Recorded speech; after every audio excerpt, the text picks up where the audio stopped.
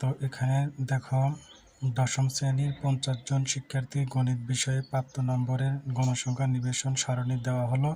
প্রাপ্ত প্রদত্ত উপাত্ত হতে অজীব রেখা অঙ্কন করো। তো আমাদের কি করতে হবে, এই নিবেশন সারণী থেকে অজীব রেখা অঙ্কন করতে হবে। তো অজীব রেখা অঙ্কন করতে গেলে আমাদের ক্রমযোজিত গণসংখ্যা দরকার এবং একটা ছক আঁকাতে হবে। ছকের ভিতরে কি থাকবে, প্রথমে থাকবে শ্রেণীব্যক্তি, তারপরে থাকবে গণসংখ্যা, তারপরে থাকবে ক্রমযোজিত গণসংখ্যা। তো এখন আমরা অঙ্কটা শুরু করি।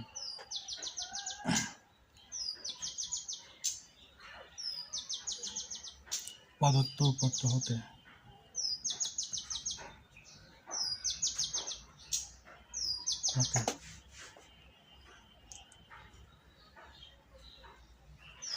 অজীব রেখা অঙ্কন করা হলো।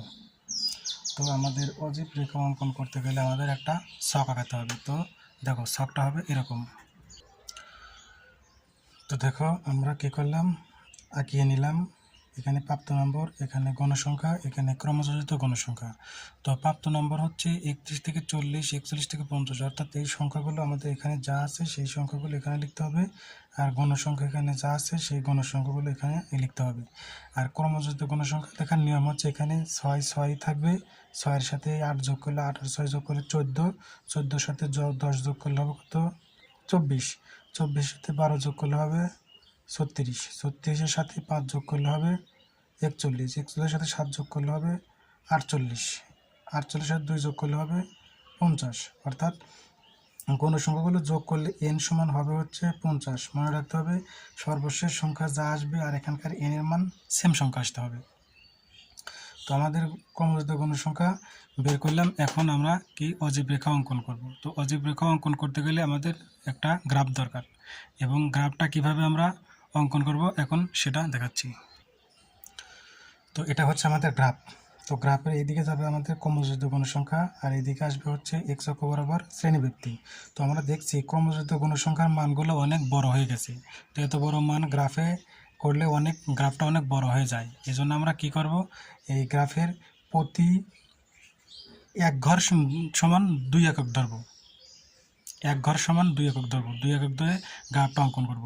তো এই গ্রাফটা অঙ্কনের জন্য আমাদের কিছু কথা লিখতে হবে, মানে কিভাবে আমরা কত ঘর সমান কত একক ধরবো, ও এক্স অক্ষ বরাবর কত একক ধরবো, ওই অক্ষ বরাবর কত একক ধরবো, সেই কথাগুলো আমাদের এর নিচে লিখতে হবে। তো আমরা প্রথমে কথাগুলো আগে নিচে লিখে নিই, তাহলে আমাদের গ্রাফ বোঝাতে সুবিধা হবে।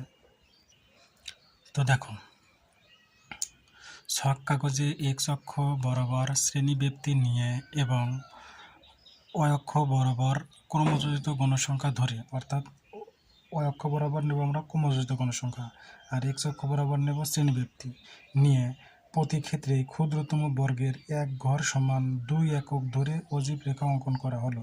অর্থাৎ এখানে আমাদের দেখতে হবে এখান থেকে এই পর্যন্ত হয় এক ঘর, এই এক ঘর সমান ধরতে হবে আমাকে কয় একক, 2 একক ধরে এটাই অঙ্কন করতে হবে। তো আমরা প্রথমত দেখো, আমরা জানি যে এই প্রথম অঙ্কটা এরকম ভাগ চিহ্ন দ্বারা দেখাতে হয়, যে এখান থেকে যে 40 পর্যন্ত মানটা আছে, এই মানটা এই ঘরের ভিতরে আছে, এই জন্য এই ঘরটা প্রথম ঘরটা ভাঁজ আকারে দেখাতে হবে।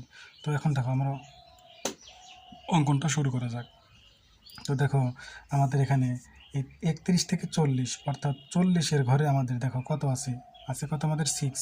তাহলে এখানে আমরা কয় ঘর পর্যন্ত যাবো, 40 থেকে কয় ঘর পর্যন্ত যাব, 3 ঘর পর্যন্ত যাবো, 1 2 3। কেন আমরা 3 ঘর পর্যন্ত যাবো, কারণ আমরা 2 ঘর সমান ধরছি এক একক,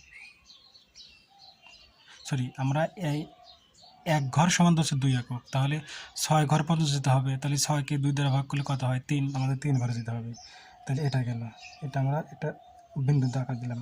আবার দেখো 50 পর্যন্ত, 41 থেকে 50 কত আছে আমাদের 14।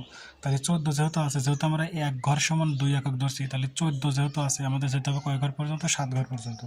তাহলে দেখো এখান থেকে আমরা 7 ঘর পর্যন্ত যাই, 5 ঘর 6 ঘর 7 ঘর, এই যে 7 ঘর পর্যন্ত গেলাম। তারপরে দেখো আবার 51 থেকে 60 কত আছে আমাদের 24।